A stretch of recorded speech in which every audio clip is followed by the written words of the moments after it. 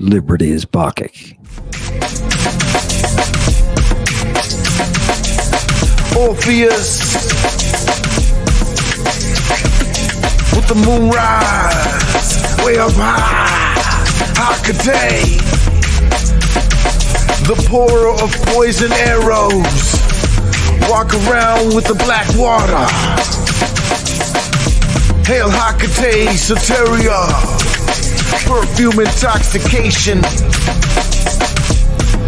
purple cushion the air, heroin painkiller, take you to the river, bring the thriller, gold horn dildos more iller, Medea the mother of invention, creator of the processed flowers, Athena sings her songs, puff death bubba bone, high purple strong, go long, poisonous arrows the pourer, royal purple makes a noble shroud, a motley crew Medea Venus, all my love for you, all my love Led Zeppelin, stairway to heaven, paradise is close, doing it right, Superman blimp, Crystal Castle, Hollywood ghosts, shimmy by the tree line, you didn't have to love me like you did,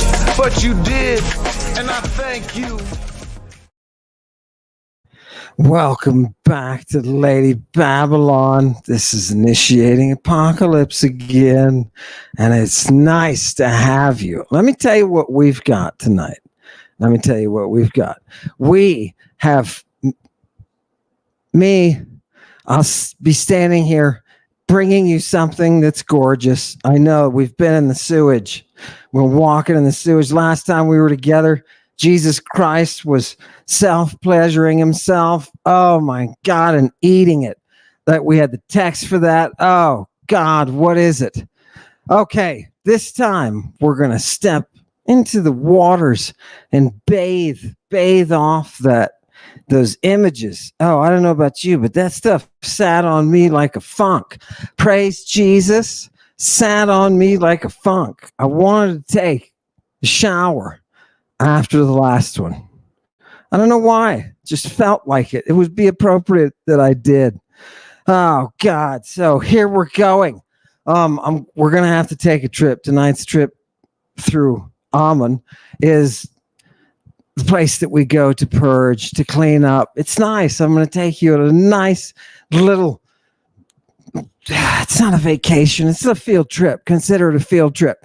And after 25 minutes, we're going to have Gnostic informant come on. And Gnostic will tie together everything by bringing you what is America. And I want to start tonight with just one comment. Let it be known that we are at the place in the States where we have anointed a king. We have a king again. And how do you get kings? You excuse Lady Justice. What you didn't realize is that when you excuse Lady Justice and you make a mortal higher than the gods, you bring yourself the loss of liberty. Tonight, we're going to look at it. We're going to look at it. That Bible belongs to us people. Get used to it. You're going to learn it. You're going to learn it in the schools. Let's start out. Gnostic will be in the back wings. He's waiting. I made sure he was awake this time. Definitely. Go ahead and hit me with the first passage. And I'm going to stand here and I'm going to tell you what kind of purification do we need? Because we've had a lot of stuff. Satanic congregation, you've had a lot of just really heavy material that has to do with a lot of sexual things that Jesus Christ and Mary Magdalene, that the young apostles were all involved in, right? And so we've been to these places. It's dark. We can all take off our radiation suits tonight and we can bathe in some good good classical purity. I am going to bring you tonight Lady Liberty. I'm going to bring you her.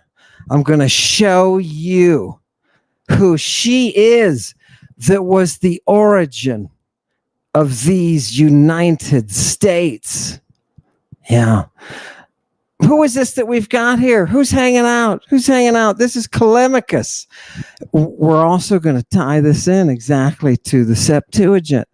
This is Callimachus, who is writing at the same time that the thing that we all thought was the Bible was being written.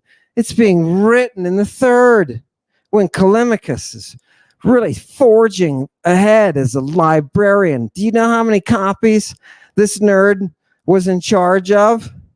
This nerd was in charge of 500,000 of these things. He was categorizing according to genre and stuff like that. Oh my God, 500,000. How many of those Hebrew works do we have in the back room, Bill? None, boss. Oh my God. You mean once again it's Greek with all of this material, and Hebrew there is none. People, the reality that I want you to really understand is what you have thought was the Bible was an invention. The Bible is a Greek work that was later, 200 years after it was written, started to be translated into Hebrew, an already dead language that nobody was speaking. Listen to me very carefully. The God, Jehovah, you will find him not through the Hebrew. You find him in the Greek, right? He's all over the place, dude. He's the one we go to in order to have gay love affairs, right? Right? If you want, right? It's the way you do it. Come on, man. Don't get all upset. This is the real Jehovah we're talking about. Okay. Are you ready? Here is the text we're dealing with. Purge us, Callimachus. This is one of Callimachus's hymns, and it's the hymn to Artemis. It's the hymn to Artemis. And what does her name mean? You know, I'm very rarely in agreement with Plato, but in this case I'm going to be. And Plato says it's from the root that is means safety and salvation, right? If you artemo, what do? You enter yourself into a place of safety. You bring salvation. Who is it? Eons before Moses is ever a figment of the 3rd century's imagination, or Jesus Christ is ever born. Long time before that, the Savior is Lady Liberty. The rights that you enjoy, R-I-T-E-S. The rights that you boast, R-I-G-H-T-S. Do you know where they come from? It's Bacchic. It's been encoded in the literature of antiquity. And the people who made this country, all you Freemasons, tonight you need to shut up and sit down, because you are not doing your jobs. Listen, and a couple of these people, Satanic Congregation, a couple of these bigwigs, have gotten in touch with me and want a hoo-ha. You know what you idiots need? You drop the ball. Count them. That's your pentagonal prison, you morons. Get your... I'm sorry. I shouldn't let that out. Who is Lady Liberty? When we had the hats. Oh my God. It makes you so frustrated. Okay. Satanic congregation. That's why the congregation has to be satanic. Get the job done. Bring up that hymn one more time. There's a few things. Now, it's lengthy here, and there's a whole bunch of beauty that I'm going to bring out, but I want to highlight a couple of points. This is all about Artemis when she was a little girl, and she crawled up onto her daddy's knee, and she said, "Daddy, promise me this." She wants some things. Who is this baby girl? Who is she? Who is she? You mean the Savior was a she before it was ever a dude or the son of a dude? That's right. Give it to me. What does she want? Next one. Give it to me. What does she want? Oh, God, give to me an ionic virginity. Oh, Appa.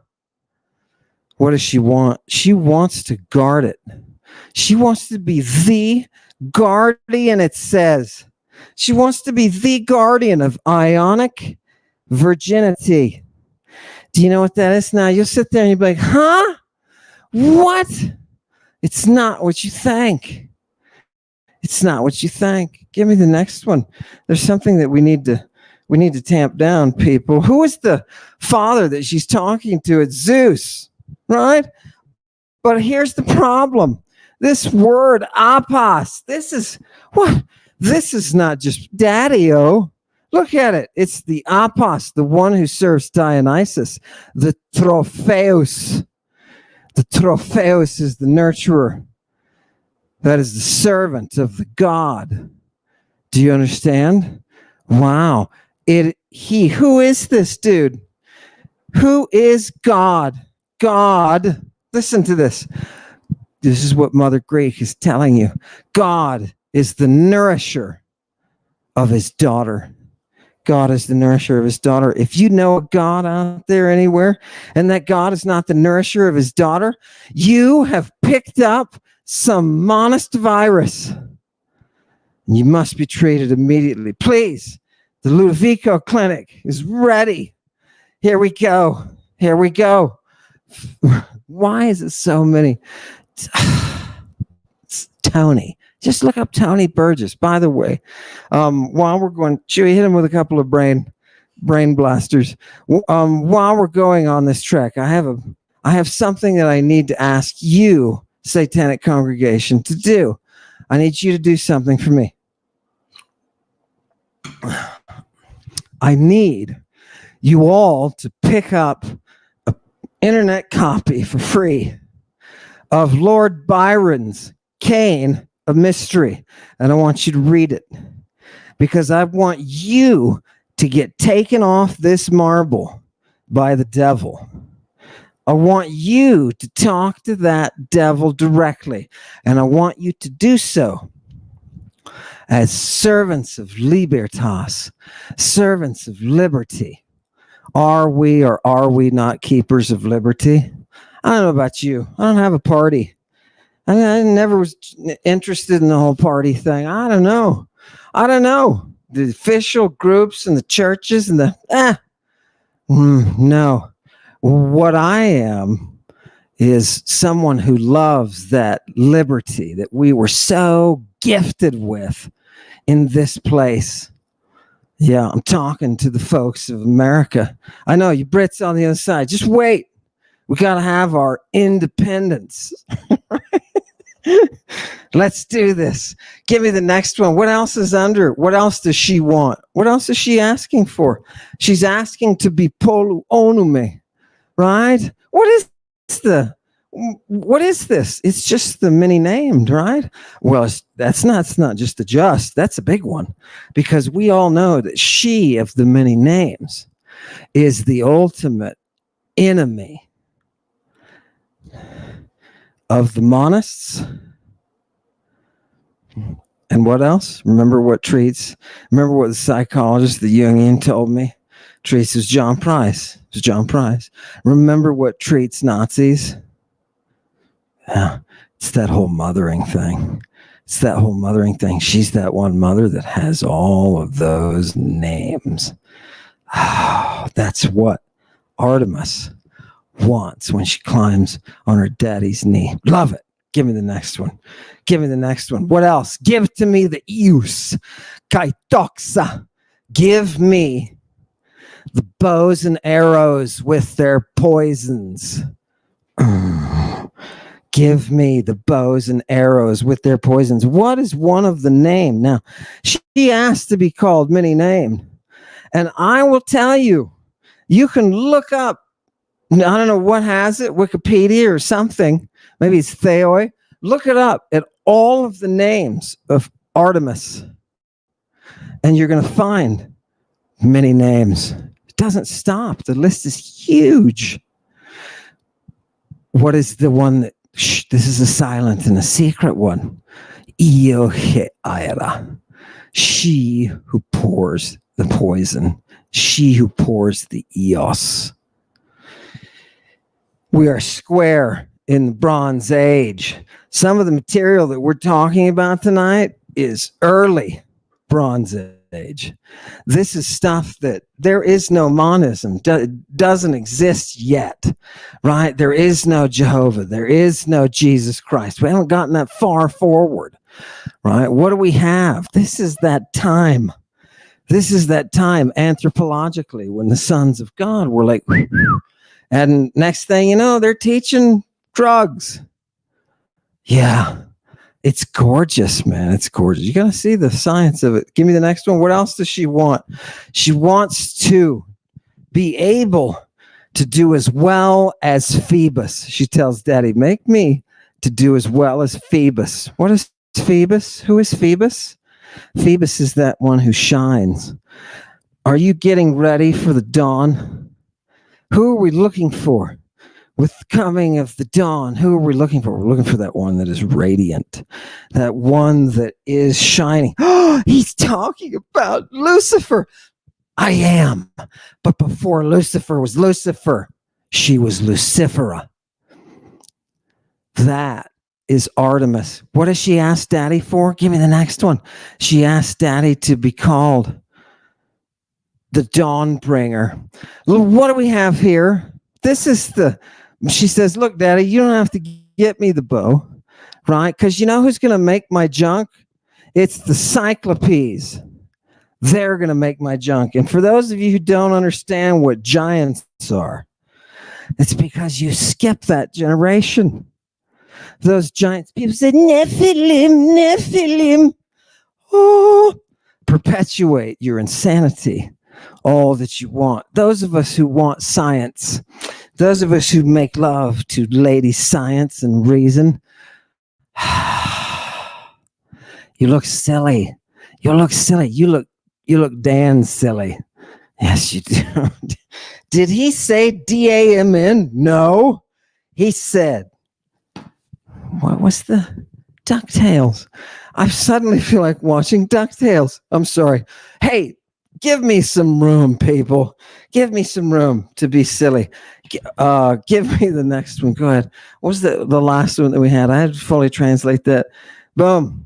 The Cyclopes are gonna give me, says Artemis. They're gonna give me my equipment, like my arrows. Give me the next one.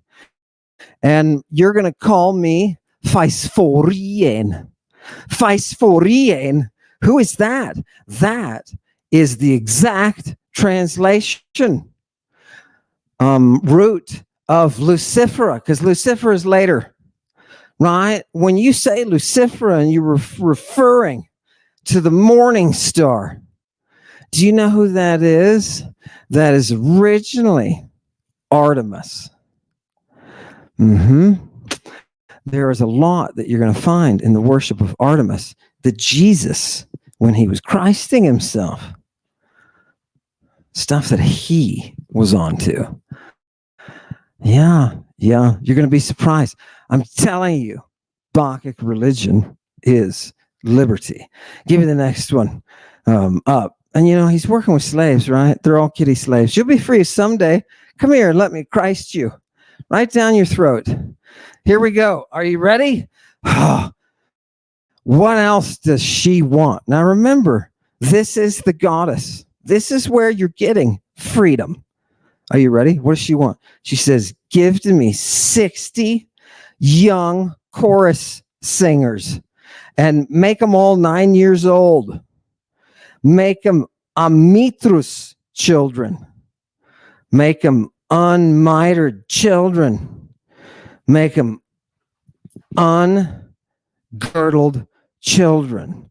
What is 60? Wait a minute. This is Artemis, right? People, I want you to take a step back for a minute. What is Artemis asking for? 69-year-old girls.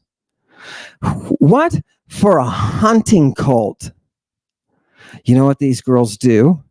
They use their poisons to hunt. And do you know who's better than them? No one. When the king, what's his name? And wherever the hell it was, says, oh my God, this lion is killing everybody. To the person who can kill this lion, I'll give my kingdom. Do you know who walks out? One of these girls. One of these girls. You mean I can put my daughter? I can sacrifice my daughter to Artemis. And she will, at 9 years old, turn her into a hunter of lions? Oh, okay. Okay. I'm beginning to see. Whew, isn't that a fresh? Do you know where liberty comes from? It comes from a 9-year-old lion killer.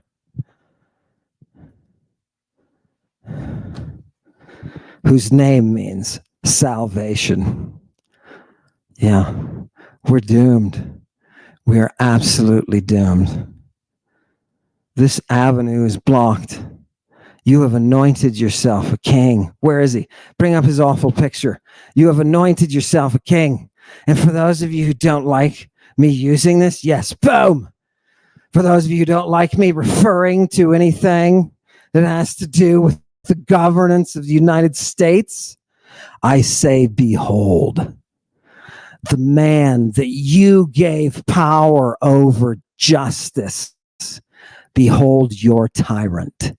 Shame on you for more than 200 years. This country has not once put a human being in the position of a king. And now you have, because you love him so much. And the price was justice. Unfortunately, with justice goes liberty. Just as Thomas Jefferson said would happen. I don't see his blood. I don't see his blood enriching the tree of liberty. I don't see it. What has to happen? What has to happen? Goodbye. Goodbye, Lady Liberty. Goodbye. Everybody grab your Bibles. I'm ready. I'm ready. We're going into the schools now. We're going to teach them everywhere. I'm a volunteer. Let me teach you about Jesus Christ. Let me teach you about a naked boy that he was with when he was arrested in Mark 14, 51 and 52. Let me tell you. Okay, give me the next one. Just bring up the evidence, will you, Amen?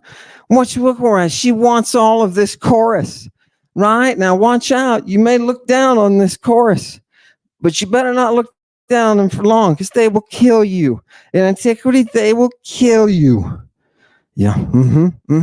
And what else does she want? Give me the next one. She wants others, but she wants the people that are mitros. And what does that mean? It literally means ungirdled.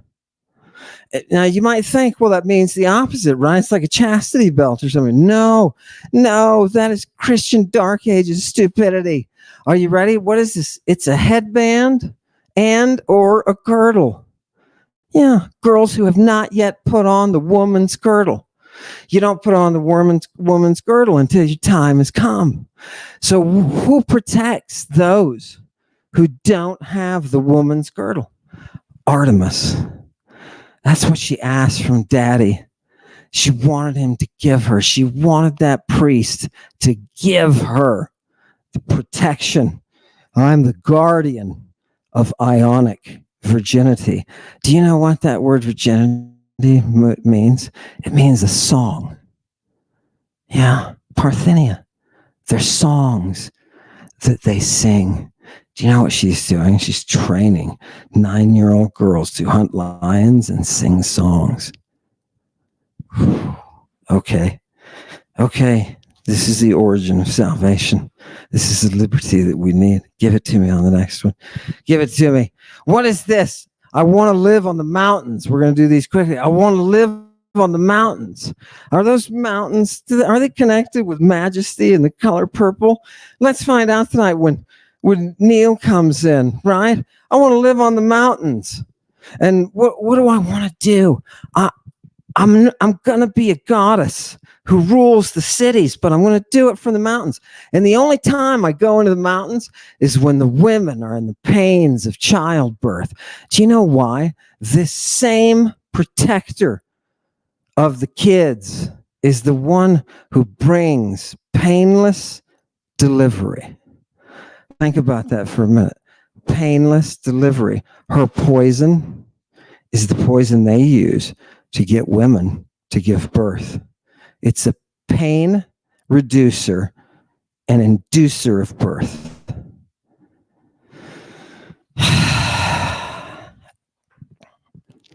Don't lose sight of Lady Liberty. Give me the next one.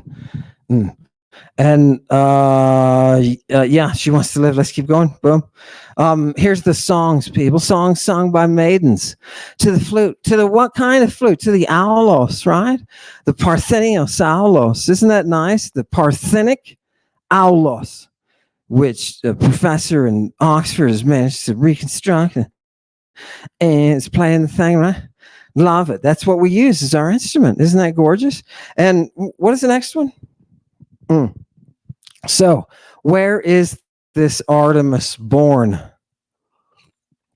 She's born on an island called Delos. Do we have any pictures of Delos? Born with her twin brother on Delos. Don't lose sight of who the light bringers are. Born on this gorgeous, gorgeous paradise. Look, seriously, people. Seriously, look at what if you don't think climate has some effect on the development of the species, you're a moron. Look at the beauty of this place. Look at who would not want to live in this place and use a language that allowed you to pull down the stars. Oh God, what happened? Where are we?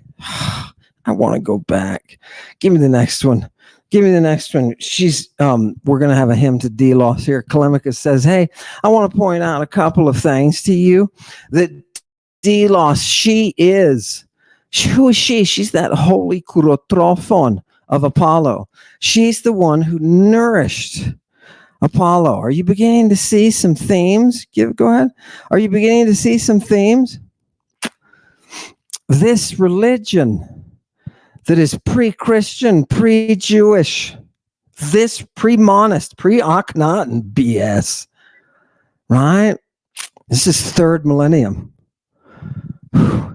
This religion is based on a child nourisher, on a witch who can raise up a child, who can open a child's eyes.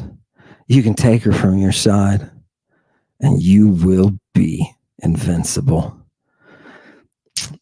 The child nourisher. Very important. You mean the first soter, the first savior, is a child nourisher? Yes. And guess what?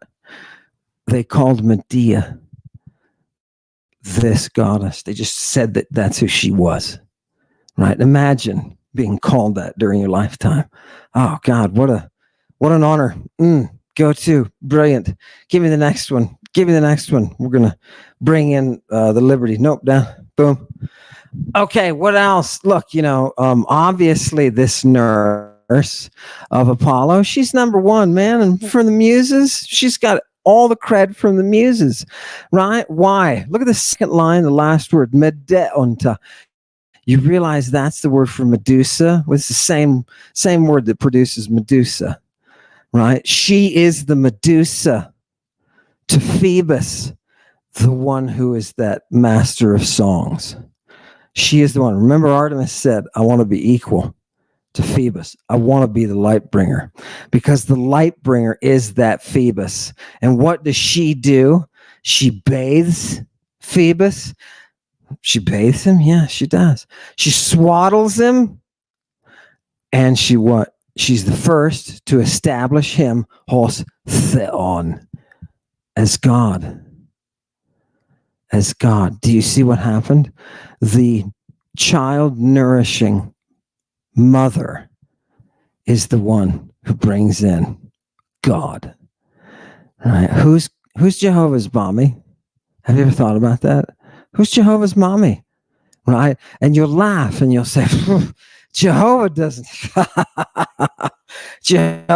have a mommy. And if you did, the Greeks would look at you and say, are you some stupid barbarian? Are you some stupid barbarian? Don't you know everybody's got a mommy? Who do you beat? You beat monists and you beat Nazis when you bring psychologically the mother and you force them to look into the mirror with the mother. Monists always die from the mother. Why is that? If you don't make room for it, you got nothing to do with the mystery, baby.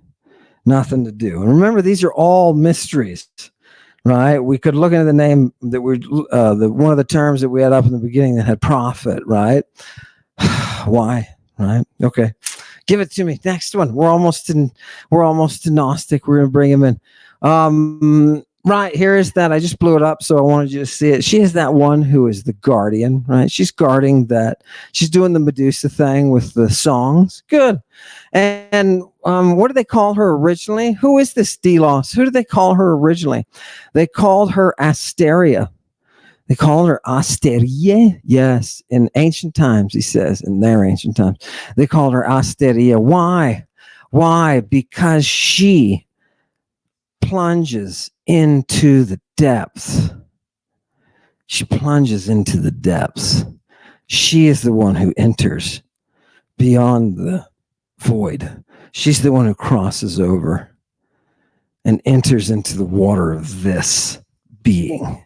Yeah, again, I don't know what the physics are of that, but this is her. Okay, have you got the picture of who this is in your head? She is Ise Asteri.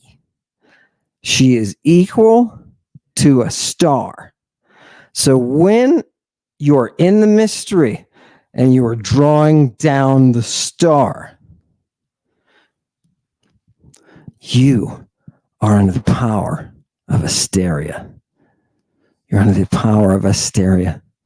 Okay? Those of you with ears to hear, please listen to the ways of the Scythians. Right? First, you've got the Scythian way speaking. In a minute, when Neil comes on, you're going to have the wizardry side speaking. Give it to me, the next one. Oh, and this is just changing her name again. Boom. Okay, and listen to me.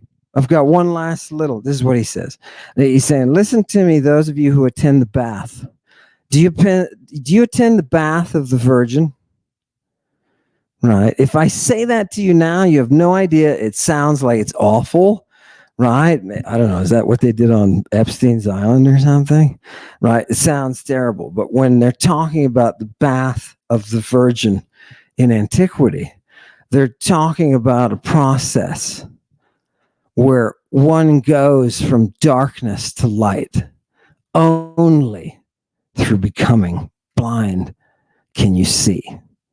This is the bath. Do you know what we do with Medea's bath water?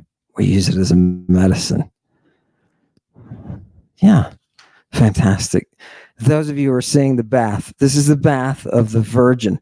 This is the palace. And what happens? Palace got no mommy. Palace got no mommy. She came, it says, right out of the head of Zeus, right out of the head of God.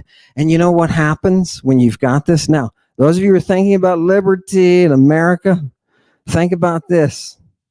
That goddess, the liberty bringing, spear shaking goddess, she comes to us only through this bath.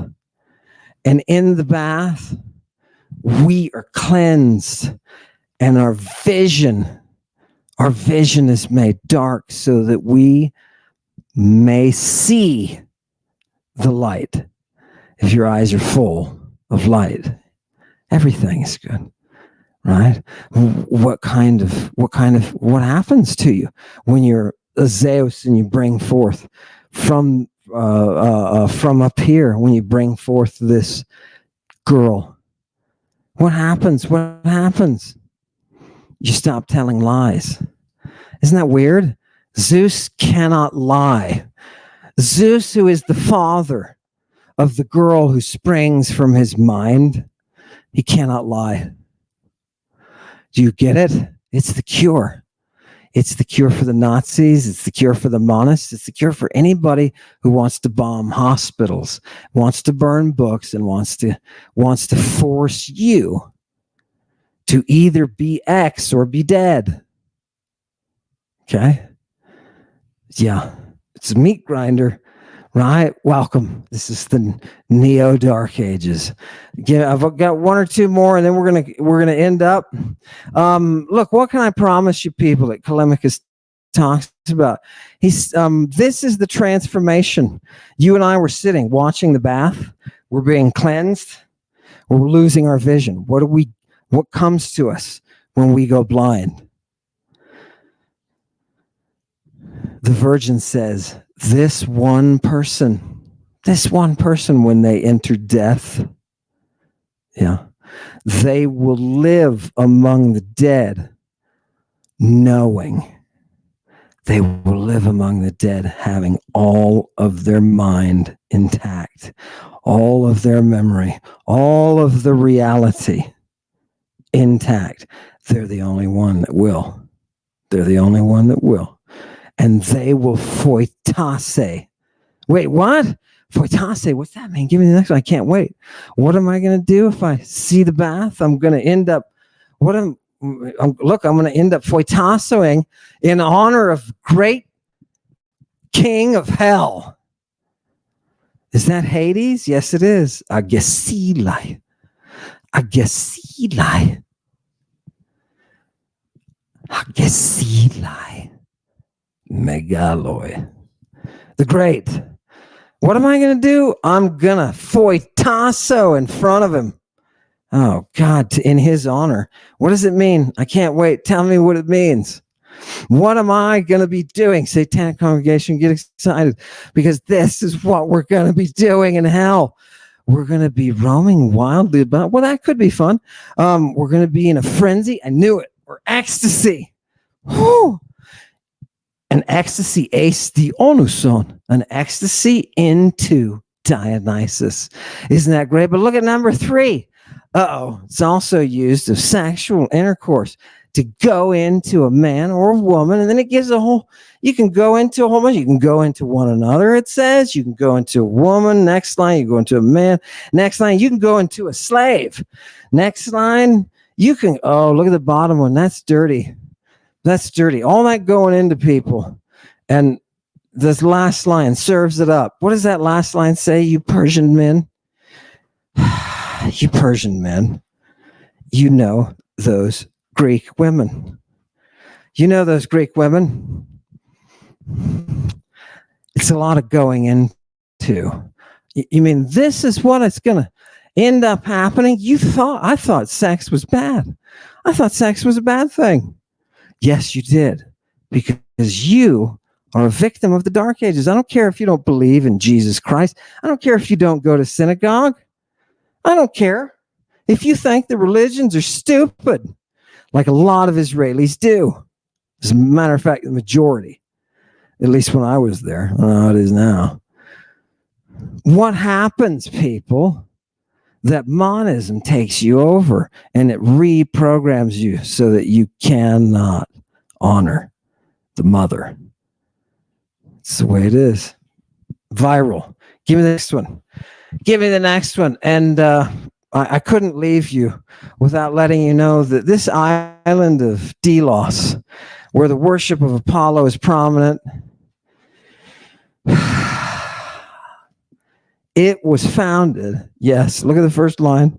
It was founded by Lactai. Lactai, and I know you're going to say, wait, no, I didn't want them involved in all of this. Damn it. I didn't want the Lactai involved. I'm not a Lactais. Jesus says very famously, right? Lactais, where are they? Yeah, I'm sorry. They're Lactais from Caria. And look at the last word, fornicase. These are those traders in the purple. These are those traders in the purple. You didn't think that we would have all the worship of Artemis without any purple, did you? That stuff is all based on where she is working, right? What part of the planet she is working on with her hunting cult and what poisons they're using. They're finding this stuff right now, people. They're finding it right now. Finally, last one before we're going to bring on. It's too many. I'm 10 minutes over, Neil. I apologize. Her name was originally Asteria, right? Asteria. I want you to remember that. For those of you who go ahead and take it down. For those of you who have begun to see the emergence of what was the mystery, right? And what that meant to those people, and all of the really human stuff, like the spreading of the poop on the body, or the getting Christed in your throat, or the masturbari with Mary Magdalene and eating it. All of that stuff, all that real concrete anthropological stuff. You should know that this goes back to that great bringer of dawn. People tell me all the time, there is no Satan until the Christians make him up. Boy, are you wrong. Yeah, he predates your guys by thousands, baby. Love it. Okay. Here's what I'm going to do. I set you up with Lady Liberty. I wanted you to see who she is. I wanted you to see that triune combination of Hecate, Minerva, and Artemis. I wanted you to see that Bronze Age goddess, that primordial divinity that rocks everyone. I wanted you to see her because she is Lady Liberty. Now we're going to have Neil join us. Go ahead and bring in Neil. Let's bring in Neil. Here we go. I'm sorry, Neil, that it took me so long to get through that. Yeah. Okay. Now you have some powerful stuff. I'm going to ask some questions when you're done, but I'm going to let you talk now because you were giving me sources, baby. Neil was feeding me sources, and I'm like, God, that guy's out of control, with the sources. He's just knocking it down. So go ahead and knock it down. I'm going to give you the stage. Yeah, by the way, I was watching, and this is why I love Amon, because he does not care he's not going to let the audience capture him. You were up at 900 something people watching, and then you threw that Trump thing on this thing, and then you started going off on Trump, and then I watched as 100 to 200 maybe people dropped off. So I can no longer support Amon anymore for this. Trump is my king. Well, too bad. That's Amon for you. It is what it is. Take it or leave it. That's why I love Amon. So this is about liberty. There's a god who's called Liber. That is Dionysus. This is his day. This is the holy day for Dionysus. No other god can be associated with freedom and liberty other than Liber himself. So the first thing I want to do is I want to share my screen on the bottom left with the Minerva statue there. All right. So let me make this bigger so it's not. Yeah. This is Minerva. She stands at the top of Washington, D.C., on top of the Capitol building. There's no cross on top of the Capitol building. There's no Jesus on the crucifix standing on the. This ain't St. Peter's Square. This is the United States of Liberty. That's Minerva. That's the god. Look, she holds the sword and the shield, and she's wearing the toga. That is the symbol of society, of civilization. That's Athena. That's the Athenian god, right? That's what democracy in the republic stems from. I'm going to demonstrate that. That was the intent purpose of this project. That wasn't perfect in the beginning, but it started something that has the potential to be the greatest country in the world, in my opinion. So there's Minerva. There's no statue of Christ. There's no 10 commandments. There's no cross. It's Minerva. So what did the founding fathers think? What did they say? Well, let's go through some of their quotes that we have from various letters, from various, whether it be, different Senate hearings. We have these transcripts that have survived to us, and we can read them. Thomas Jefferson says, though God who gave us life gave us liberty at the same time. Remember, Bacchus is called Zoe, and he's called Liber, right? Now let's see this. The hand of force may destroy, but cannot destroy them. Which God is he talking about? Well, he says this in another quote. The Christian God is a being of terrific character, cruel, vindictive, capricious, and unjust. That doesn't sound like the God who gave us liberty and life. He says Christianity is the most perverted system that ever shone on man. Christianity neither is nor ever was a part of the common law. He also says that the Christian God can easily be pictured as virtually the same God as the many ancient gods of past civilizations. The Christian God is a three-headed monster, cruel, vengeful, and capricious. If one wishes to know more of this raging three-headed beast like God, one only needs to look at the caliber of people who say they serve him. And I'm going to show you some examples of that. They are always of two classes, fools and hypocrites. And he talks about John Calvin. He says, I can never join John Calvin in addressing his God. Notice how it's not his God, it's his God. He was indeed an atheist, which I can never be. Or rather, his religion was demonism. If ever man worshipped a false God, he did. Talking about the God of Christianity, John Calvin's God is the Protestant God. He says, I am an Epicurean. I consider the genuine, not the imputed doctrines of Epicurus as containing everything rational in moral philosophy, which Greek and Roman leave us. Thomas Paine says the Christian religion is derogatory to the Creator in all its articles. It puts the Creator in an inferior point of view and places the Christian devil above him. He calls it the Christian devil. It is he who, according to the absurd story in Genesis, that outwits the Creator in the Garden Eden and steals from him his favorite creature, man, and at last obliges him to beget a son and put that son to death to get man back again. And this the priests of the Christian religion called redemption? By the way, you have to read Thomas Paine's Age of Reason. It's a must read for anyone in Lady Babylon. If you haven't read that yet, you got to get it on your list. Oh, I skipped one. Thomas Paine says the Christian religion and Masonry have one and the same common origin. Both are derived from the worship of the sun. The difference between their origin is that the Christian religion is a parody on the worship of the sun, in which they put a man whom they call Christ in the place of the sun and pay him the same adoration which was originally paid to the sun. As you can see, Thomas Paine was a mythicist. He says Christianity is the strangest religion ever set up, for it committed a murder upon Jesus in order to redeem mankind from the sin of eating an apple. Love it.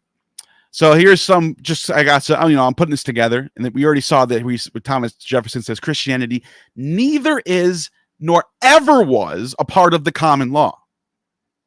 And you can actually read this letter that he wrote. I think it's in like the early 19th century, 1804 or something like that, where he wrote this letter to one of his constituents. And he's basically saying the 10 Commandments has nothing to do with common law.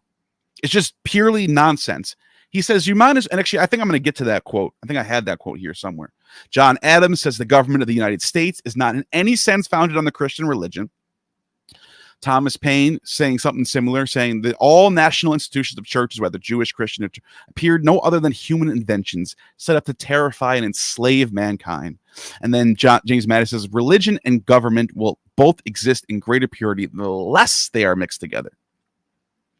In the Treaty of Tripoli, signed into law by President John Adams in 1797, says, as the government of the United States of America is not in any sense founded on the Christian religion, as it has in itself no character of enmity against laws, religion, or tranquility of Muslims, and as said in the States, never entered in any war or act in any hostility against any Mohammedan nation. It is declared by the parties that no pretext arising from religious opinion shall ever produce an interruption of the harmony existing between these two countries. We are not a fundamentalist, religious, 10 Commandments based country. Thomas Jefferson wrote in his autobiography, by the way, there are people online who try to deny that this actually exists, but it does. And in fact, there are scholars of Thomas Jefferson who say this actually existed in another letter that got deleted. We lost the original, but we have like a copy of that. But it's also in Thomas Jefferson's autobiography. So we still have it regardless of we lost it, where he says that the preamble declares where the preamble declares that coercion is a departure from the plan of the holy author of our religion, an amendment was proposed. So, the Christians that are around in the early days of finding this republic, they're trying to get their God in there. They're trying to we should put Jesus in the Constitution. This is what he's talking about. He says that an amendment was proposed by inserting the word Jesus Christ, so that it should read, a departure from the plan of Jesus Christ, the holy author of our religion. Now, this is where he comes in and says, this insertion was rejected by a great majority. That tells you a lot. A great majority rejected that outright, in proof that they meant to comprehend within the mantle of its protection the Jew and the Gentile, the Christian and the Mohammedan and the Hindu and infidel of every denomination. So they rejected that they should put Jesus Christ in any of the documents of the Constitution or the Declaration or any of that stuff. Get him out of there, he said. Benjamin Franklin says, I wish Christianity were more productive of good works. I mean, real good works, not holy day keeping, sermon hearing, making long prayers filled with flatteries and compliments despised by wise men, and much less capable of pleasing the deity. They're just trashing this thing. He says, I found the Christian dogma unintelligible. Early in life, I absenteed myself from Christian assemblies. Benjamin Franklin. Thomas Jefferson writes a letter to William Short where he says, I'm an Epicurean. We already read this one. He says, Epicurus, containing everything rational and moral in philosophy which Greece and Rome left us. Epictetus indeed has given us what was good of the Stoics, all beyond of their doctrine, being hypocrisy and grimace. Their great crime was their calumnies of Epicurus and misrepresentations of his doctrines, in which we lament to see the candid character of Cicero engaging as an accomplice. The merit of his philosophy is the beauties of his style. Diffuse, rapid, rhetorical, but enchanting. By the way, he shits on Plato here too. Look what he says down here. Of Socrates, we have nothing genuine, but in the memorable of Xenophon. For Plato makes him one of his own collocators, merely to cover his own whimsies under the mantle of his own name. By the way, what does he mean by that? He's saying, like, Plato, the Socrates we get in Plato is like this guy trying to push forms that Socrates never actually taught. So it's just Plato making Socrates his own character, his own hero. So he shits on Plato here, which is awesome. And then he says, the whole great deal of sound and practical morality, but the greatest of all the reformers of the depraved religion of his own country was Jesus of Nazareth. So John Adams also, in another letter to in January, I don't know what this is, I can't see the date, but the whole history of these books is so defective and doubtful that it seems vain to attempt minute inquiry into it. And such tricks have been played with their text and with the text of other books relating to them, that we have a right from that cause to entertain much doubt what parts of them are genuine. There's just so much evidence that they left behind, that they were not trying to create a Christian nation. But what kind of nation did they want? Well, let's continue. He says, Christian philosophy, the most sublime and benevolent, but most perverted system that ever shone on man, endeavored to crush your well-earned and well-deserved fame, as he writes to Joseph Priestley in 1801. Now, what do actual people who profess Christianity believe in? You got Adolf Hitler, who says, as a Christian, I have a duty to allow myself to be cheated, but I have the duty to be a fighter for truth and justice. The people who actually claim Christianity is where you get people like Hitler and Mussolini. You know what I mean? We tolerate no one in our ranks who attacks the ideas of Christianity. Adolf Hitler. Today, I believe that I am acting in accordance with the will of Almighty Creator. Adolf Hitler. I am now, as before, a Catholic and will always remain so. So, all right. So now I want to show you something. There is Minerva, Libera. And look, you got Priapus wearing the Phrygian cap and all that. This is all good symbolism. But the thing I want to show you guys now, What kind of nation? Whoa, then did I click on that? Was that? Oh, hold on that. That's the last one. That's the banger at the end. Hold on that. Thank you for that, though. I'm glad it's ready to go. Before we get to that, what you just heard, that sounded like the Star Spangled Banner, didn't it?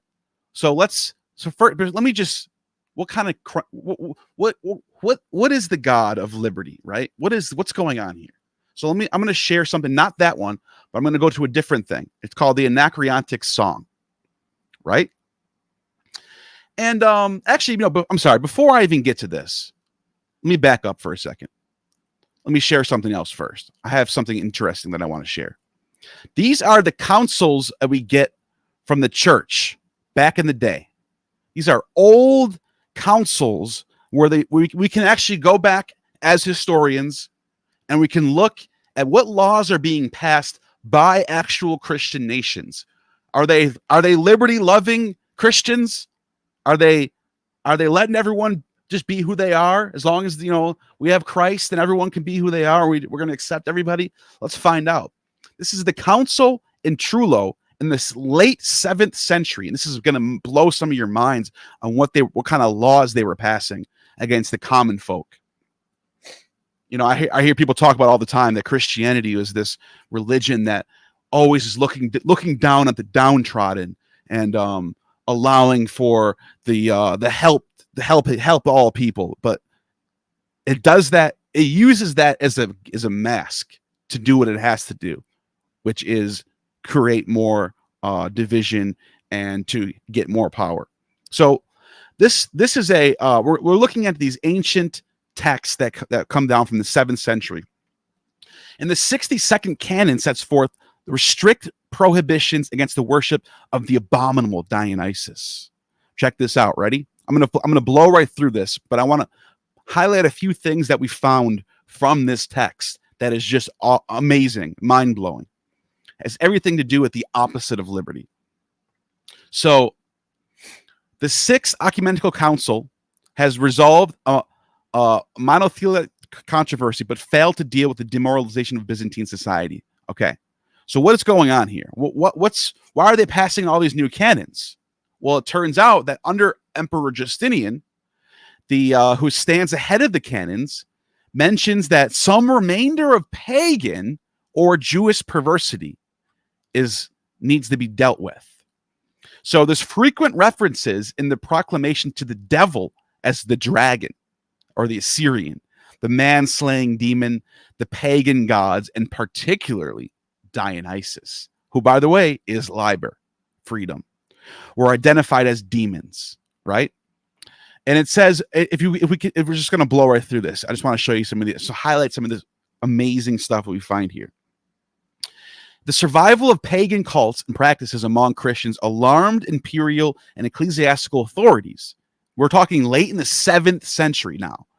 It seems partly because the empire still had a highly visible, but not very large pagan population.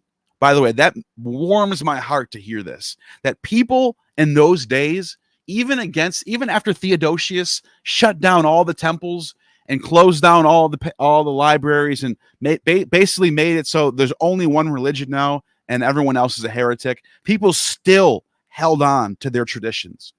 They had to go underground and they had to go deep into the mountains and the wilderness, as you're going to see right here.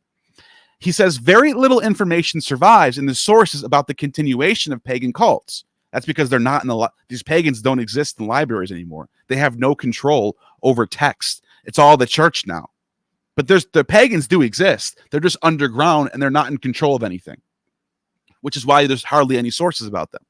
But it will be recalled that in 542, John of Ephesus, with the assistance of Deuterius, the metropolitan of Caria, by the way, that's in Asia Minor, Caria, that's where the Great Mother was worshipped, by the way, undertook the catechization of the pagans of Western Anatolia, the regions of Asia, Caria, Lydia, and Phrygia. John himself penetrated the mountains country near Tralles and convinced many idol worshippers to embrace Christianity. Convinced, right? Remember that. Convinced. Or more like forced. He directed these activities from a monastery at Deirier, at the time entered a rough mountain area where a celebrated pagan temple containing 1,500 idols existed. I love it. I wish I could find these people. I wish I can go back in time and find these people. That would be amazing. The conversion of these populous regions was accomplished by the foundation of more than 100 churches and monasteries. They're just repurposing old pagan temples. The maintenance of these institutions was necessary to prevent the apostasy of the vast new congregation. The population of these regions evangelized by John practiced the enthusiastic cult of Kubli, which featured orgiastic rituals, including self-castration. The strength of paganism in these areas, even after John's missionary work, is attested by the persistence of his cult practice in Caria well into the 8th century, as Cosmas of Jerusalem states. Following a description of the cult of Kubli, until the present day, certain irrational pagans in the mountains of Caria castrate themselves. It is ruled by this ancient custom. Damn. All the way in the 8th century, they're still doing this. By the way, they find temples of Kubli and Attis all the way in Germany in the Rhine. And we actually have, it's going to be one of my coming up videos. There's evidence of the pine tree ritual, the one that everyone says only happened in the March equinox festival. I found a text that says that on December 9th, in December, they were doing the pine tree ritual all the way in like the 7th century. So the whole idea that there's no evidence of anyone doing anything with pine trees in paganism in Germany doesn't exist. That's false. I'm going to show that in one of my coming up videos. I'm not even saying that's where the Christmas tree comes from. I'm just saying the idea that there's no evidence of pagans doing anything with pine trees in Germany is just false. It's not even that it's not false. It's in December too. Anyways, let's go through this real quick. I got a couple more things that I want to point out. The 62nd canon enumerates several Greco-Roman cult festivals and forbids their celebration: the Brumalia, the Bota, the Calends, and the 1st of March. The Brumalia was the traditional festival of Dionysus, and the Bota, that of Pan. Celebrated at the winter solstice, the Brumalia can have been little more than a calendar custom by this time. Remember, they don't have the state behind them anymore. They are underground. They are private pagans. As the final stage of the wine cycle, when the fermented liquid was poured into jars, this festival had an obvious pagan significance, and its juxtaposition with Christmas must have offended. I love this. We're talking about sources well late in the 7th and 8th century. They're still doing this whole Christmas versus paganism thing. Must have offended the austere Justinian II. How offensive you guys are for practicing your own rituals. The Brumalia had attained respectability as a holiday by the late 7th century and persisted despite the injunction of this canon. They're not listening. They don't care about your Christianity. They're doing what was passed down to them. For example, it was celebrated at the imperial court during the reign of Constantine V. The survival of such cults, including that of Pan, which was indigenous to the Peloponnese, suggests the continued existence of an ethnically Hellenic population in European Greece. Check this out. Ready? This is where shit gets wild. The 62nd canon forbade the invocation of the name of the abominable Dionysus when the grapes were crushed in the wine vats. Viticulturists were also cautioned to avoid frivolous laughter. You can't laugh. Laughter is illegal while pouring the fermented wine into jars, because that meant cooperation with the god. The ecclesiastical authorities regarded such agrarian earth gods as demons and eventually feared the apostasy of the wine producers. Now, if you've been paying attention to me and Amor on Lady Babylon for the last few weeks, we pointed out that the Bacchic chant Yao or Yay, it's either Yay, Yo, or Yao. Sometimes it's Eva or Iwa. Those are Bacchic chants that people who produce wine, people who cut the grapes, who different times of the year, were these agricultural pagan sites that honor Dionysus and the Great Mother and Demeter. They would chant these Bacchic chants out, Yah-oh, Yah-oh, Yah-oh, and they would get into this. They would get into like this frenzy, and they'd start laughing really crazy. They'd get into this Bacchic frenzy, and they would chant Yah-oh, Yah-oh, Yah-oh. They're saying in the 62nd canon in the late 8th century or 7th century that they made this illegal. No longer were people who produce wine were allowed to chant to Dionysus or get into frivolous laughter. So not only is the freedom god Liber illegal, but chanting his name is illegal and laughing is illegal. This is the most anti-liberty movement that has ever touched the face of this planet, Christianity. The 62nd canon also forbade certain cult practices. Dances in honor of the pagan gods were proscribed. These seem to have been performed on the 1st of March, which the canonist Balsamon refers to as a great pagan festival. The donning of comic, satiric, and tragic masks were also prohibited. Balsamon explicitly links wearing of satiric masks with the cult of Dionysus, who's called Liber in Latin. But this was not the only reason for this law. It attacked as well the custom of mumming, because the clergy sometimes wore dramatic masks at festivals and even brought them into the churches. Finally, men and women were enjoined not to masquerade as members of the opposite sex. That's illegal too. The detailed attention given to these matters suggests that the cult of Dionysus lasted among Christians until the time of the council. Although the urban population of the empire probably kept the Brumalia as a mere holiday, the agriculturists, particularly the wine producers, inherited this pagan cult as part of their trade. Good for them. The 61st canon describes a different type of paganism. In times of cataclysm, such as the invasion of the 7th century, fortune tellers and seers do a windfall business. The canon catalogs several types of diviners. All right, so you get the point. I'll put a link in the description for Chewy to put in the description. People can read this for themselves. But the point is, they are anti-freedom. They are passing canons all throughout the Dark Ages, saying you can't laugh, you can't chant your gods, you can't. All this stuff is illegal. So it says right here, priestess of Delphi, an oracular fashion resembling that of the priestess of Delphi, that was condemned as illegal from the 60th canon. They probably did for private gain. Women practice this. So the priestess of Delphi is now illegal. The pagan deities were regarded as demons, fiend possessed, actually possessed. So they're basically, okay, freedom is no longer allowed. No more laughing, no more chanting to your gods, no more agricultural rituals. That is now illegal. So all this stuff is in here for people to go read it for themselves.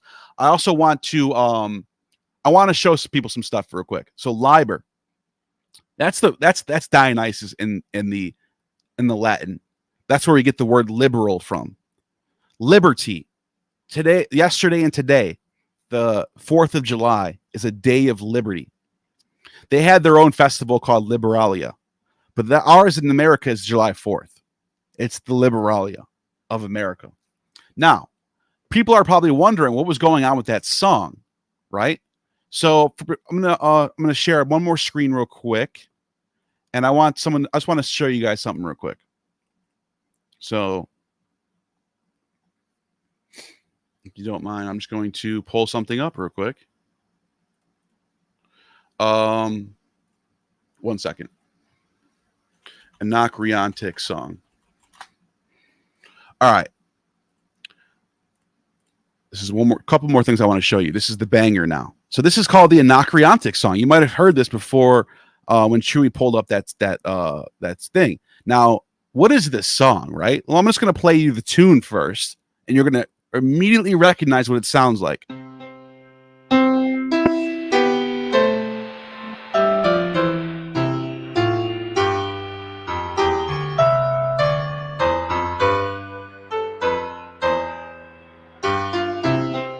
So everyone knows what that is, right? Everyone's gonna say that's the Star Spangled Banner, right? Well, no, the Star Spangled Banner doesn't exist until 1860. This is the original Song of Liberty, called the Anacreontic Song. So first, before I even play the song, I want to explain something first. All right, who is first of all, who is Anacreus, right? Anacreon is an ancient Greek going back way before the Hellenistic era, right? We're talking about 6th century BCE to the 5th century BCE. He was a Greek lyric poet, notable for his drinking songs and erotic poems. He honored Dionysus, right? And as you're going to find out, all right, so that's just a quick, you guys can look him up yourself. I want to speed through and get to the best part about this. The Anacreontic Song is an 18th century song from a secret organization of freedom lovers, of worshipers of Dionysus and Venus. Secret society, if you will, amongst not just Americans, but in England as well, especially in London. London and Washington had this connection under the Anacreontic Banner, which is the song you just heard. The lyrics of this song are this: to Anacreon in heaven, few sons of harmony sent a petition, the Myrtle and Venus with Bacchus's vine. And you get like the yellow-haired god and his 9 fusty maids. Apollo rose up, right? So we're gonna play the song, but I just want to give you a little run through these lyrics. This is not a Christian song. This is a pagan song. And by the way, anyone who knows esoteric symbolism knows when you combine Venus with Bacchus, you get Lucifer. Venus is Lucifer and Bacchus is Liber. So when you put them together and you entwine them into one, you get Lucifera. This is an ode to Lucifer. Apollo is the light bringer, right? So now that we know what was really going on in 1776, what gods were really being honored in this religion we call liberalism, whatever you want to call it, freedom. Let's play the clip on the bottom now.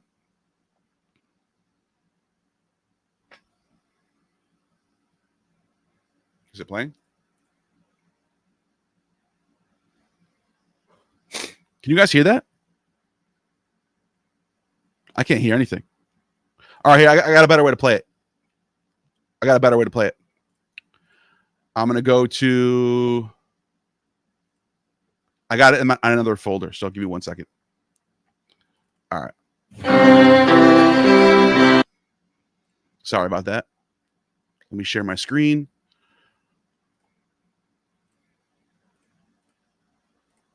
There we go.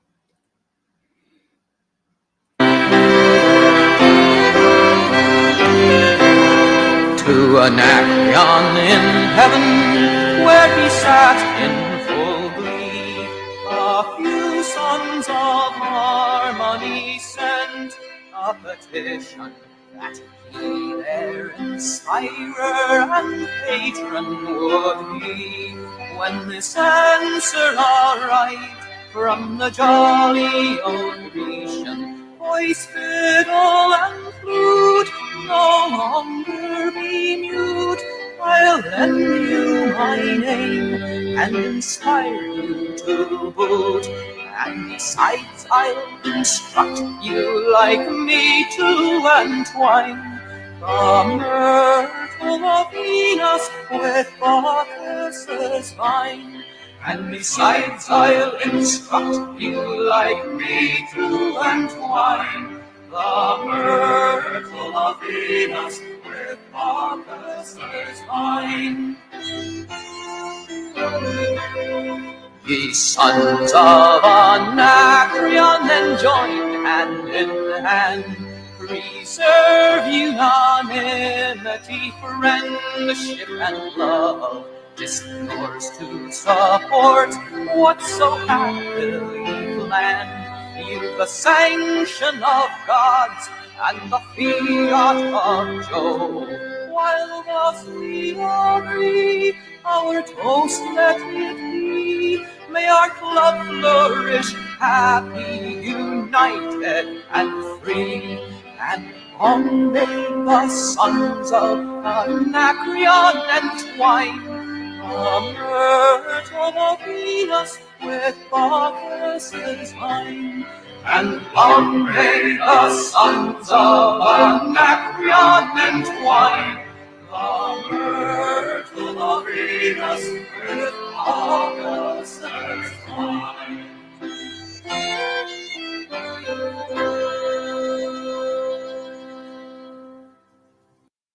There we go. Excellent. That's it. That's what I wanted to present to you as the God of this country is Liber, Venus and Bacchus, not Christ. That was undoubtedly the most gorgeous moment that I've had in a very long time. I felt I'm choking back tears. I'm serious. I'm choking back tears because isn't it amazing, Neil, when you discover what your origin is and you realize what's behind it? Isn't that gorgeous? What do you tell me something about America that you know now? That, I mean, that was just gorgeous, but just, you know. Yeah, let me say something on that. Perfect. Because when you look at history, it's very clear when you start reading the primary sources throughout time periods. Just get a little bit of immerse in every century. Start finding out who are the big writers of every century, and just start reading a little bit about them and what they're talking about and what's going on. And you see a clear shift in the world from all the way back to the Bronze Age, through the classical period, through the Hellenistic era, all the way to the Roman Empire. And then there's a shift that happens once the temples get shut down. Once people are no longer allowed to express their spiritual, artistic wants, things that they believe in. Once you force dogma down people's throats, society goes from being colorful and three-dimensional to being two-dimensional, flat, and black and white, and dead. Dark ages. That's the best way to describe it. There's so many people today who want to defend Christianity from the term dark ages, like it's some sort of illegal thing to say. Like, you can't say dark ages anymore. That's not correct. That's not correct. But I challenge those people all the time, and they can never. All right, let's go through the sources. What are the great classic literature that we find from the 5th century up until Dante? Because I'll grant you, Dante's great. I like Dante. I like some of these Renaissance writers. But let's go. What do you got? You there's nothing. There's nothing good. Yeah, and Dante is drawing on the classical muse. You know, he just took the 6th of Virgil's Aeneid, you know, and he's like, oh, I'm going to blow this into a gigantic work, right? Yeah. That's another thing. The good works that you do find are from crypto pagans. They're always it's always some pagan shit. Yeah. It's like, what? And then they're like, oh, there's a text from Saint Maximus the Confessor. That's a classic text. No, it's not. Bullshit. I don't care about the Trinity. I don't care about what Augustine said about the nature of Christ. That's all the text you're going to get from the Dark Ages. So it was Dark Ages. There's no literature. The literature's trash. Saint Maximus the Confessor. You hit that right on the head. You know what I mean? Who wants to read something from Saint Maximus the Confessor? Right. I don't want to read that trash. You know what I mean? Much less do I want to be forced to have everybody in society come up through that trash. We're not going to make that the basis. We're not going to go backwards.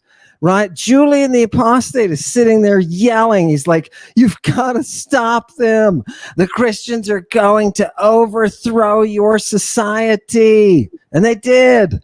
They did. And they plunged us into the depths. And they made laughter illegal. Yeah. You can't burst out into laughter anymore. And not even that one text that I showed tonight. I found other texts from similar time periods where they'll talk about excessive laughter is something demonic. That people, a good Christian is always very, keeps his cool and very stoic and and that and excessive laughter is seen as like demonic and feminine and weak. It's in Greek. It's joy. That's joy. Yeah, that's all it is. You're making joy a bad thing, and this is what Nietzsche gets into. Christianity it castrates the spirit of humanity, and it makes joy into something that's bad, and it makes being weak into something that's good. Completely flips everything on its head. Yeah. Holes. Yeah, the hilarious is bad, man, because we don't want to celebrate the hilarious. You know what I mean? Yeah, I love it. I love it. Tell me what you think now that we're at this point. This is a question I really wanted to ask you.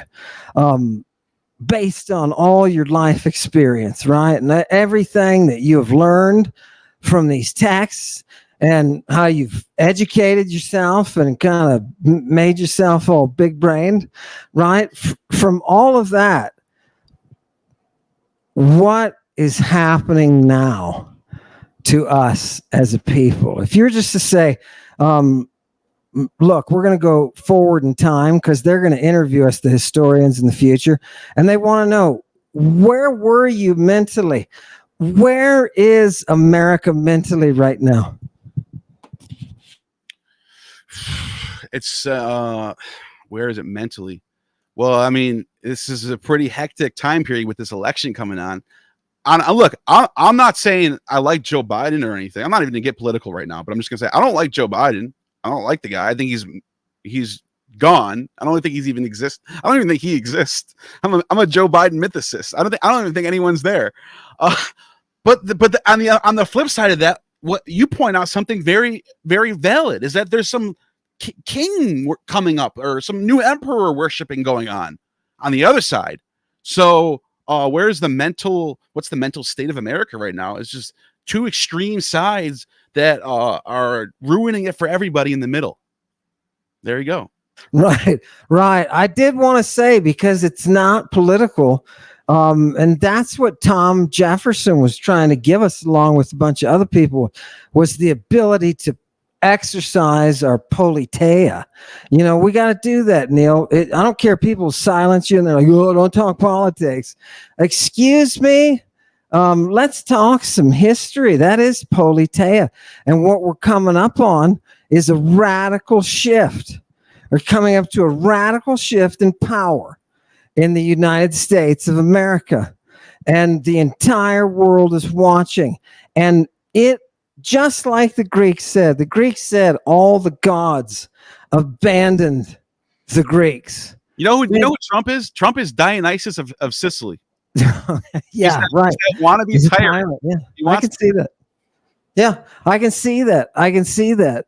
But we have gotten to a place that you're going to see a radical shift in how power is used. And what's funny is all of those things, none of those constitutional breaks matter if you don't worship justice. The Greeks said, when the gods abandoned mortals, they said the last god to leave was justice. And the reason she left is because the courts were getting paid. The courts were getting paid. We have anointed someone who is above the law. And our presidency, think about this, our presidency from now on, and this is the decision of a court that has taken more money than any other Supreme Court, right? What happened? Justice leaves because of that money. And with her, she takes liberty. Now, people will say, oh, God, what are you talking about? I'm just talking history, people. I'm just telling you what happened cyclically through time. Hail Cleo is right? The muse of history. If we just watch what happens, you said Trump is like, tyrant. Right? Yes, that's the point. Do you know who they went to? If right now we were in democratic Greece, if we were in democratic Athens, and we wanted to solve the conundrum that America is in the midst of, we'd send somebody to the oracle.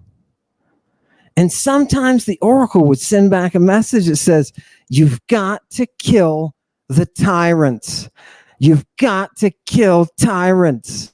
When George Washington stepped aside, he wasn't going to be made one of these tyrants because George Washington drank from a pure stream. And I'm telling you, a pure classical stream. And the problem is George Washington is right now being remade. He's being remade. Do you know they're saying, oh, yeah, there's a famous place where he kneeled down and he prayed. That never happened. Never happened. Not historical. Yeah. Yeah. So I don't know. Tell me what you think about modernity. And there's this push to try to make the founding fathers into something like all the evidence points to them being not fans of Christianity at all and going in the opposite direction. But like, there's still this shift to go, oh, they kind of liked it. They kind of thought it was like this really cool philosophical. It's like, no, it does. The evidence does not suggest that. What it does say is that they were in a serious time. They're going up against a king who wants to put, he wants to, and like it's King George. And so they have to do whatever they have to do. If that means making alliances with local churches of Puritans, they're going to do that. So you got to realize there's some politics going on for the sake of humanity, though.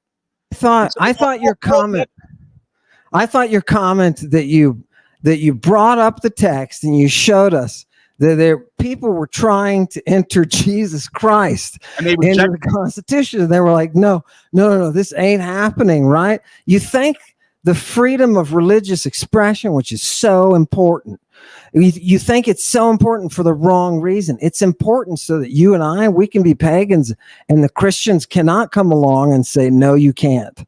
Right? People think it's a religious thing, right? It obviously is something that Christians put into it. No. It's the rest of us who were saying, look, we got to be protected from any sort of one religion that gets out of hand, right?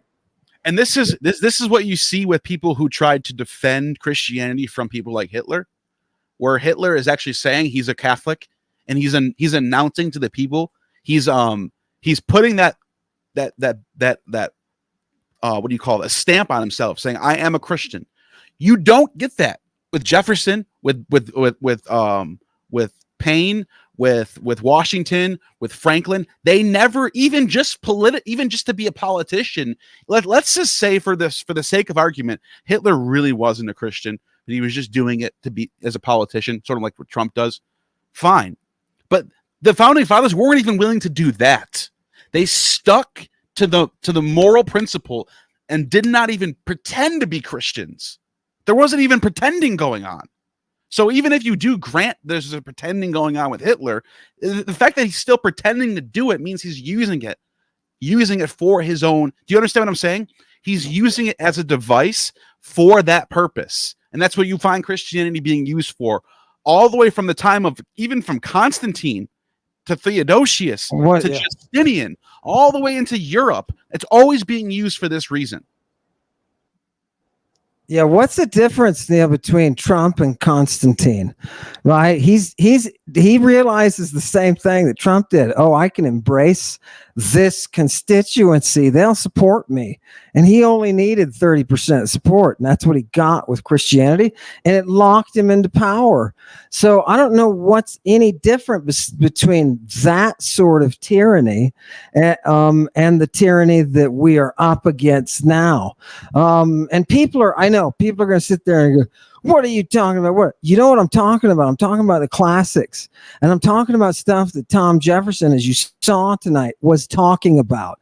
And if you study those writings, you can see we're on the road. We're on the road to tyranny. People say, oh, no, right? I said on John Price's show, from the very start, I said, unless you shed that blood to liberty, you lose your liberty. The only reason they're saying that is because they know this classical wellspring in antiquity. They worship the muse. Thomas Jefferson worships the muse. And, I don't know, Neil, let's say predictions. Do you have any predictions for the immediate future? Don't try to go beyond 2024, because 2024 is going to be the big one. Do you have any predictions? What do you like? You've studied a lot of history. So what do you think could be some possibilities here? What I'm seeing right now is sort of reminds me of in Athens at the end of the 5th century. And end of the 5th century BC, when you have the 30 Tyrant thing happened, right? But you also have at the same time, you had Euripides performing the Bacchae. And the Euripides performing the Bacchae was so powerful that it installed into the minds of the people the ability to produce the mystery, which is liberty, which is Bacchic freedom, which is joyous laughter, which is going out and having a frenzy and enjoying nature and worshiping and not condemning what is natural, but pursuing it instead. And then you have a flipping of the poles happening at the end of the 5th century, right after Euripides performs the Bacchae. The next year, the 30 tyrants are all out. So my prediction is that we're in a state right now where there needs to be a performance such as Euripides. And I don't mean like there needs to be another Bacchic play. I mean people need to be inspired, and those people who are inspired need to inspire other people to in order to produce some sort of what Socrates described as divine mania. Yeah. That's the one thing that I would say is why I'm not an atheist, because I do think that there is something about inspiration that can't be described without metaphysics. So the stage, we need that Bacchic theater back. I totally understand that. My fear is that the stage that we have today, all the platforms, whether it's movies or whatever, YouTube, all the platforms we have today are not the sacred Bacchic stage. Could we bring back the purification? I mean, it would have to be us. We'd have to bring it back ourselves, and maybe that's the point, but notice how with that council of 692, they were replacing these rituals, these ancient agricultural rituals of wine production that involved chanting out to Dionysus and excessive laughter. That gets replaced with church dogma. So those old pagan temples where wine production was being done at gets replaced by a church. If we go to Eleusis today in Athens, there's a church there. If we go to Crete today near Mount Ida, holy Mount Ida from all these ancient texts, there's a church there too. At all these ancient sites, there's a church there now. So that needs the reverse. We need to go back to maybe even repurposing old broken down churches that no one's using and converting that into something like a theater. Yeah. There's got to be some way that I think you hit on it there with Eleusis. If you can reproduce the mysteries, you can purge your society. I don't think modern theater can do that, because modern theater and movies, they're all tied into money, right? If we were to somehow bring out the actual performance, do the actual purgations, I'm talking about all the wizardry, all the drugs, all the death, induction of death and resurrection. We're going to lose a few. I think that you could then purge the society, but we don't have that mechanism. Even those pagans, even inspiration. That's the main thing that needs to be done. Inspiration needs to be happening. Yeah. Because when you lose that inspiration, society is dead. Yeah. And that's why people like Petrarch and Machiavelli and Brumi and all these guys were calling it the Dark Ages, because they're looking at the text, they're looking at the classical literature and going, it's dead, it's dark. There's no more colorful. There's no more mythology. It's all dark. Yeah. The only word to describe it is dark. Yeah. So it needs to be colored back up again. It doesn't lead you to Aphrodite and Bacchus, does it? That's why that is the message of that song, and that's the chorus. That's the, what do you call it? The main line of a song? I don't know. They call it a chorus, right? That is. Notice how every time that chorus hit, it was always with the myrtle with Venus and Bacchus's vine. Yeah, because that entwined with the myrtle and the vine is that's the light bringing God, Lucifer. That was a gorgeous that refrain. Song, yeah. Whoever wrote that, I don't know. Is that really Anacreon that wrote that song, or is that an ode to Anacreon? It's what those Brits were coming up with, studying and trying to take on the spirit now. And they know Anacreon was big because Aeschylus, who was really the master of bringing that Bacchic procession to the stage, he was a big fan.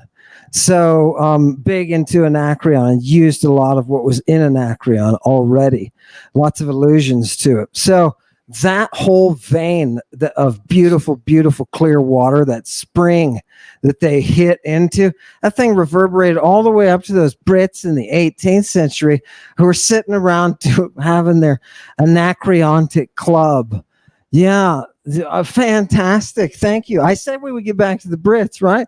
Thank you, Islanders, for your contribution. By the way, those Brits were liberty-loving Brits who were in association with and were also helping out the Americans that were trying to fight against King George. They weren't like what do you call it? What's the word of the Brit that follows George? Whatever you call that. The I'm not an American Revolution. Yeah, but no, there's like a name for the ones who are follow under George that aren't the rebels. I forgot what it's called. But those Anacreontic people were not those guys. They were rebels. Okay. They were rebel spirits. And it's not just in Brit, it's also French. Yeah. When you look into the sources, Thomas Jefferson and George Washington were in deep communication with the liberal French. So this is right before Napoleon comes along. There was this liberty movement in France that was aligned with the liberty movement in England, which is also aligned with the liberty movement in America. There was a huge liberty movement happening across the globe, basically. That's where Tom got all his wine from, is from that French. I think the French kept that libertas. I think they kept that bottled up in their ground and they sucked it out through that wine. I think they did the same thing they were doing in antiquity. Oh, God. And if you don't think that the French have a propensity to be drawn to Aphrodite and Bacchus, have you lived? Have you been over there? Go over there right now, man. So, God, love it. That's where neoclassical art is like in its prime, is in the French, in the 18th century France, where they start building up new museums and statues of Venus or Hermaphroditus and Bacchus, and all these beautiful paintings come out of France. And this is what I mean by inspiration. It can be painters. It doesn't have to be a play. It doesn't have to be a movie. It can be paintings. It can be songs. But that's what is so important to the spirit of humanity, is that you have those outlets that are not shut down with these canon laws. Oh no more chanting to Bacchus. Oh no more of this. No more of that. And then that's what kills society. That's what makes society dark. But the inspiration that can come from paintings, that can come from statues, sculptures, building styles, whether it be like Ionic columns or Doric columns or whatever, architecture, everything goes back to inspiration. Everything inspires. Just walking through the countryside and looking at the sunset can be inspiration. So nature itself, it can inspire. And that's what I mean. Like Christianity does this thing where it blocks you off from inspiration, and it siphons you off into a dogmatic worldview that is completely fake, and it's completely antithetical to nature itself. It's the worst. I'll stand by this statement for the rest of my life. Christianity is the worst thing that ever happened to humanity. Okay. So with that, I'll ask you the last question with that in mind, right? Not blowing that off what you just said with that in mind. What's going to happen when they take over to people like you and me? They will make, I mean, you're saying like these far right Christian movements get in power. What will happen? Oh, my speech will be immediately shut down. Whatever outlets I have to express my opinions will immediately be smothered. I'll be blocked on all these social media platforms and basically just be relegated to the underground in some fashion. And who knows? It might even go as far as like legal problems. There might be some like blasphemy laws against me, something like that. Yeah, right. If you can take now, wait a minute. This is in a world. People are saying, no, we're not there. No, you're the Germans who sat around and watched the Nazis come to power and didn't do anything. Right. This is how it works, people. They just put the 10 Commandments. These are the 10 Commandments in your classrooms. Exactly. What about the future laws that will outlaw things that are in those commandments, like making images of God? What about that kind of thing? How far are we away from that? How far are we away from putting people to death for a whole bunch of things that typically Americans don't put people to death? Right? Come on, man. Right? Okay, I understand the really, really bad people who friggin' deserve it. That I understand. But, dude, taking somebody because her fetus was dead and she was trying to get it extracted, but she has to be dying too before she can get extracted. We are back in 1331. And one of the next movements is to take away women's right to vote. When I heard that, I thought, what a bunch of geniuses. Oh, no, they're serious. There are serious, popular right-wing Christians that are pushing for that. And they even got women in those movements pushing for that. I don't get it. Do you get it? I don't get that. But that's what Christianity does to you. It puts you in that state where that's all you can do is serve this one God. There's a reason why in Exodus, out of the 10 Commandments, which are the first 10 of the 613 laws that Moses gives, the first one is you shall have no other gods before Yahweh. There's a reason why that is. It cuts off all inspiration from all other outlets. These gods stand for something. They represent something. Dike represents justice. Bacchus represents liberty. All these Venus represents sex, right? All these gods represent something. When you cut off all of those and there's no other God but Yahweh, you've cut off all inspiration from all different powers that can come into you. Yahoo doesn't want you to have liberty, right? Yahoo doesn't want you. Any monist, I don't care if it's Aten that Akhenaten worshipped. Any monist god is going to cut off all the other things in the world that you and I want to worship. Things like love. Things like love, baby. Love it. Okay. I was totally impressed with your research tonight, and I want to thank you for coming. It's a big deal for us to be able to be together. When they come for us, Neil, I'm going to point to you and I'm going to be like, he made me do it.